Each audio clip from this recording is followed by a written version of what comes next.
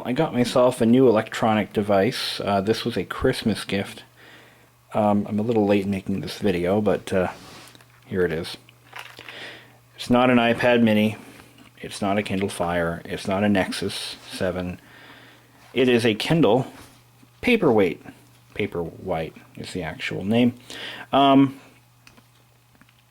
Here's how I got this. My mom, or my parents, actually always have this urge to get me something for Christmas every year. You know, my family does that, and I partake in the events by buying gifts for them. But this year was difficult because I already buy everything I need, everything I want, I already own. And she's like, well, what do you want? And I said, if money was no object, I would like an e-reader, a Kindle actually, and a Kindle Paperwhite. I didn't think she would actually buy it for me, but she did. I was amazed. I'm like, wow, thank you. And the reason I won't buy one myself is because I have better things to spend $100 on, or $140, whatever this thing cost. And I've always wanted one, but just can't summon up the strength to actually buy one. And because after all, I can buy a book for a tenth of what this thing costs. But anywho, so my mom bought this for me. My parents bought it for me, actually, but she actually ordered it. And I bought the case. I didn't ask them to buy any accessories. If you want to get me something, then that's what I'd like. I spent a little more on them this year to compensate for that. But anyway, so here it is. This is the Kindle Paperwhite, and this is the newest edition of the e-ink Kindle family. It effectively replaces the Kindle Touch, and I do believe the Kindle keyboard will be discontinued if it hasn't already been. So you're probably going to ask me, well, why didn't you go for a Kindle Fire? I could have bought a Kindle Fire. I was tempted to buy a Kindle Fire, but then I sat down and I thought about what I was going to actually use it for. And I decided to go with something that was easier on the eyes. The e-ink display is the best electronic display for reading. It does not fatigue your eyes as much as LCD screens. There is zero flicker. In fact, what you're looking at right here is a static image. How an e-ink display works is actually kind of cool. Think of it as an electronic version of a Magnadoodle. Now, on a Magnadoodle, as I had one when I was a kid, actually, I was a little old for those, so my sister had one. There you go. I have a marker here. Alright, okay. So in a Magnadoodle, you have cells filled with an oil. It's actually like an opaque white oil. And you have little magnetic... I'll use a red. It shows up nicely on the camera here.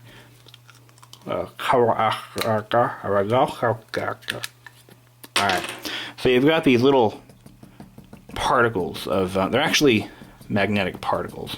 Bing, bing, bing, bing, bing, bing. Alright, and then you have metal, like a metal matrix on top. It'll show up as a wire. So there's your metal matrix. These are magnetic, okay? So when an image is drawn by your pen here, and the pen has a magnetic tip, actually, no, I'm sorry, these are iron particles, I believe, and something like that. So the magnetic tip draws the particles from the bottom of the sphere or the cell, and they show up at the top of the oil, which is opaque, so you can't see the oil. You can't see through it. So as these particles are drawn up, an image is formed on the honeycomb grid that you see. So there's your honeycomb grid, and let's say I draw a line. These particles are going to show up here on this grid. because they're magnetic and the liquid is fairly viscous, so the particles stay on the surface of the cell until a magnetic erase bar, shown here, is dragged across the bottom side of the cell, and it then draws these magnetic particles down. I'm starting to think that these particles are not in fact magnetic. I believe they're just iron. They're iron particles. So the magnetic draws them down, or the magnet draws them down through the viscous liquid, and they become invisible, and they look more like this. So that is basically how a Magnadoodle works. Now, an e-ink display works essentially the same way. You have a somewhat viscous fluid, and you have your iron particles, only I believe the technology is a little more precise than that, obviously. And the particles are electrically charged, and you have an electrode on the top, or like a layer of electrodes on top and a layer on the bottom, and depending on which layer is charged for that particular cell, the particles will either drop to the bottom or rise to the top. That's a really simple, honest explanation of how they work. I could be a little off. I should probably read the wiki article, but this is based on what I read nearly 12 years ago in an article when I was in high school. And that was before the e-reader market even formed. What they were trying to do was develop a display technology that could be used in a flexible case. In fact, the article I was reading specifically stated that they were trying to create a roll-up display for a computer. That didn't happen, but something else did. They realized that these displays were perfect for reading material. They didn't really stress the eyes like an LCD screen would that's backlit. And not only that, but they could be read in broad daylight, in the sun, in fact, on the beach. Furthermore, the display was static, so the device only has to draw the image once, power off, and when you're done reading it, you can actually scroll to the next page, which in fact powers the unit back up, erases the display, and then redraws the next page. And this happens so fast that it's actually visible. So what we were looking at right now is the static, they call it a screensaver, but what it in fact is just a test image that changes every time you power the unit off and on again. And it's actually kind of neat. One of the benefits of this technology in an e-reader, for instance, is low power consumption. This unit can go for approximately 8 weeks, almost 2 months, without a charge. You can't do that with a Kindle Fire. So I could charge this thing and essentially go on vacation for the summer, bring my e-reader with me, and I would never have to charge it. And then you're going to say, well, why don't you bring books? Books are heavy. Books are clumsy. And if I'm on vacation or if I'm just casually reading a novel, what was I going to say? But if I'm reading something out of a book, I have to worry about the place that I'm reading at from the page, so I've got to put bookmarks in it.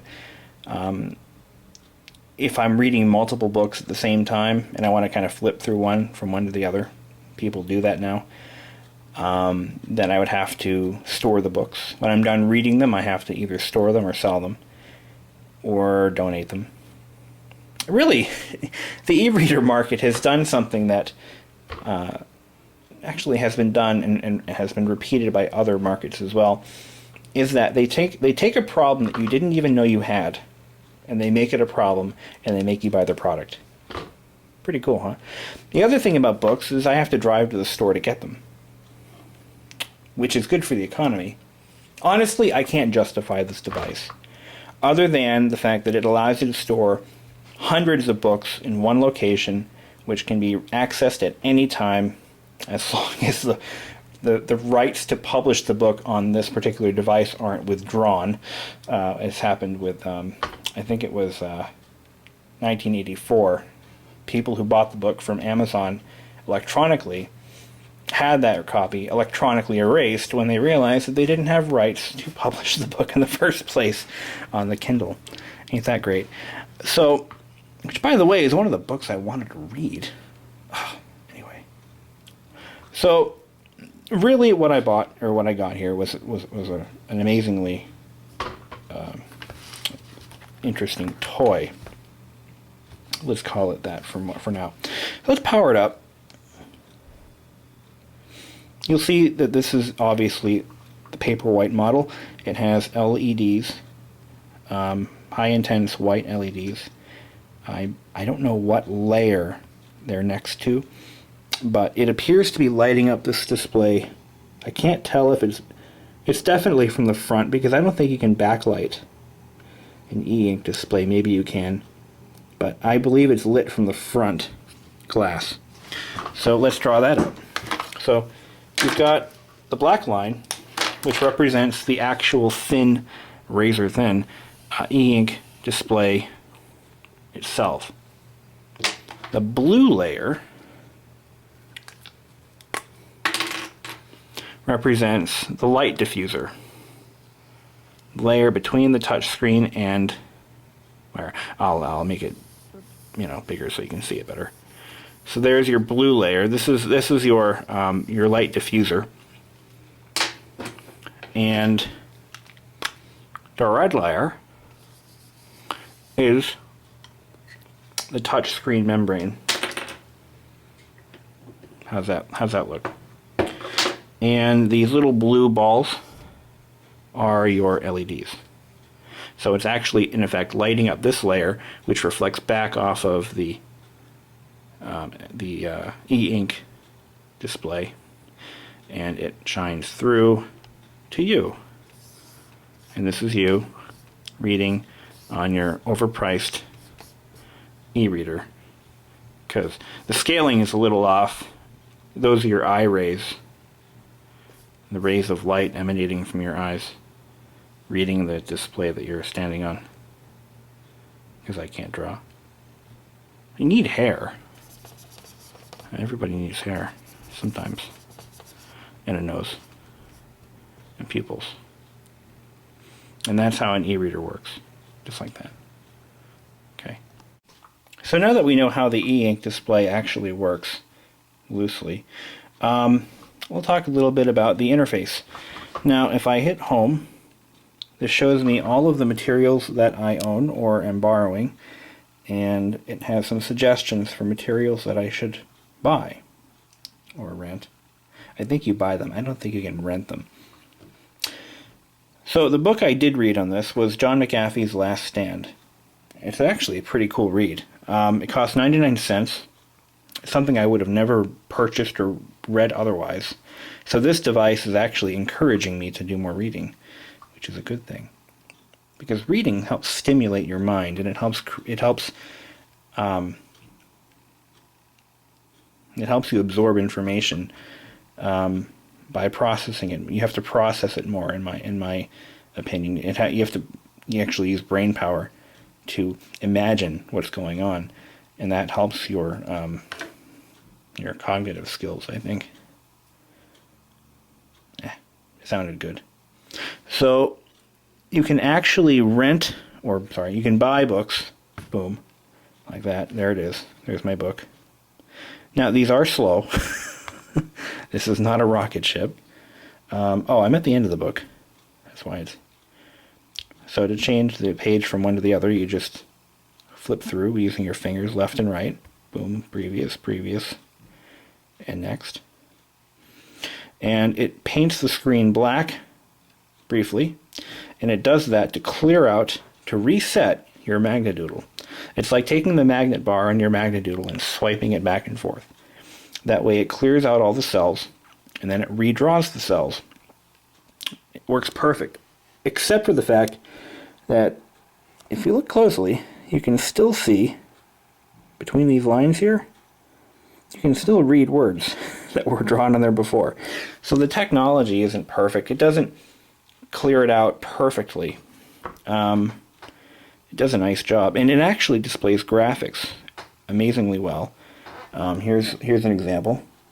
I mean, that's pretty crystal clear. Then again, this is one of the newer models, so it has a higher resolution display, I believe. It's very sharp, I've got to say. One of the downfalls of the Paperwhite model that was never a problem before is the lighting is uneven. If you're really picky and you look at it at the right angle, you can actually pinpoint where the LEDs are. A properly or well-designed display won't do that. Then again, LCD displays are much thicker, they have more diffusers, and they have more LEDs spaced at much tighter intervals. So I mean that's going to be something that you'll notice with this model, obviously. If you don't think about it, it's not a problem. So this brings up the menu. If you tap right up here, I can always go home. Connecting this to my wireless network was very quick. All I did was enter my password, and actually it's done through the menu here. You'll see how this 3-bar little icon here has mimicked the appearance of the old button that was right here on the older models. So I can shop the Kindle store. Now right now I am on wireless. The range, I find that the range on this wireless radio isn't as long or as powerful as the wireless network adapters that I'm used to using in my laptops, for instance. But it's serviceable.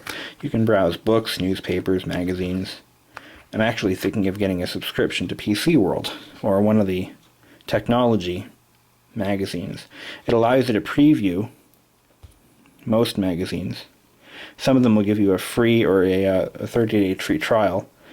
So the monthly subscription is $2 for PC Magazine.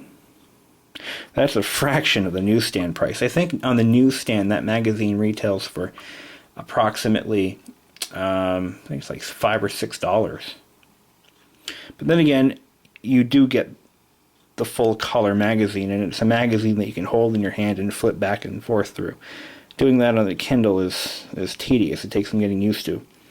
You know, I could buy the current issue for $2, which I'm not going to do. But you know what? I'll do it. I didn't mean to subscribe. $2 a month. First billing date is February 2nd. I can cancel it at any time, but I've already subscribed. Boom, I'm a subscriber. That fast.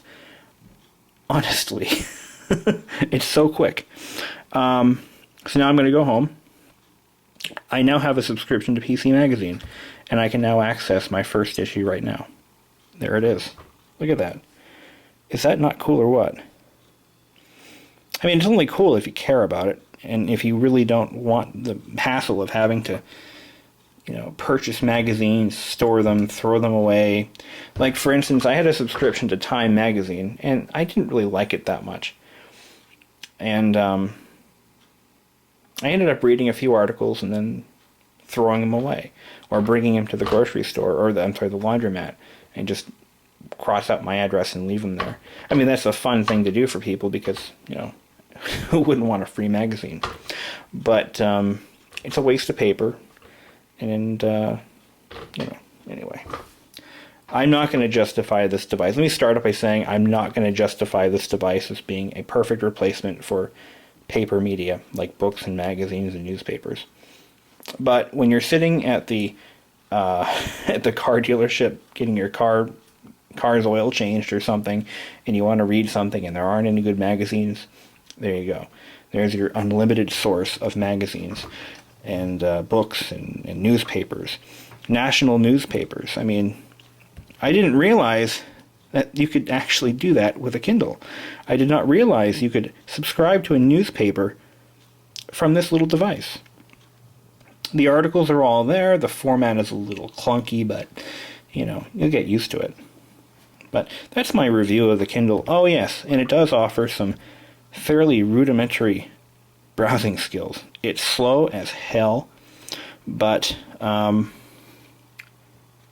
see. I'm actually on Facebook right now, and I'd show this to you, but let's see if I can pull up some of my own stuff. That's not really private too much anyway. Let's see, profile. Try to load that. So here's my own Facebook profile, and it looks horrible. This is like the mobile version, so most pictures don't show up, but some do. Let's see, here's one. This is a picture that somebody had actually sent me. Look at that. Happy New Year. Great. That's all I gotta say. I mean, it's a neat little device, and when it powers off, it shows a static image. It always changes every time you turn it off. And they're all writing themed. There's one really cool picture of typewriter keys that's identical to a picture that I took of my old Smith Corona. These are printing blocks, all arranged. They probably hired a photographer and paid him a ton of money, him or her, to make all these images for the Kindle. They're all different, and it's completely random as to which one it'll pick when you turn it off. And it goes without saying that if the battery ever fails in this device, you probably would have to throw it away. But I don't see that happening for many years. You probably get about 5-6 years on a device like this. And because your account is stored in the cloud, as long as Amazon is not evil and they're giving you access to whatever you purchased, when you get your next Kindle, you can recover it all back, and boom, there it is. The sad part is, devices like this, devices like iPods, iPads, any way to make media easier to consume and more user-friendly, there's a cost to that. And the cost is jobs. People who work in paper mills, printing shops, print shops, book binderies, all those people are now faced with losing their jobs. People who work in the wood pulping industry, the paper making industry, the lumberjacks, the people who work in the forests, scoping out trees, people who grow replacement trees. All of these jobs are now in jeopardy because we've now made it possible for you to electronically acquire readable materials. And we've made it to the point where you don't even have to buy a book anymore. So your local bookstore, sorry, if everyone switched to something like this, your local bookstore would lose enough business and probably go out of business, within a couple of years. And that is sad. Not only that, but the other retailers who sell these magazines, newspapers, convenience stores, for instance. A lot of their business is periodicals and newspapers. We already know that the GPS has pretty much killed the paper map making industry. It's just a cost of progress, I guess, and some people don't believe this is progress, and I agree with them. But I wanted one myself because, you know what, I don't subscribe to any magazines. I don't subscribe to any newspapers. So by making it easier for me to do those things and not have to be in, like if I want to read a newspaper article, I don't have to go home and pick it up and then drive to wherever, or just come home to pick up the magazine from the mailbox. I can receive it electronically as long as I have a wireless connection to any wireless network. And they've actually gained a subscriber. I would have never subscribed to PC World had it not been for this device. So you look at it that way. They've gained a subscriber where they wouldn't have had one. I just read a book about John McAfee that I would have never purchased at any price. I got it for 99 cents. So, while it may not be a lot of money, they have gained a user. They have gained a reader where there wasn't one before. So there's two ways to look at this, you know, depending on which side of the fence you're on. But I just thought I'd share my thoughts and show you a new device. Have a good one.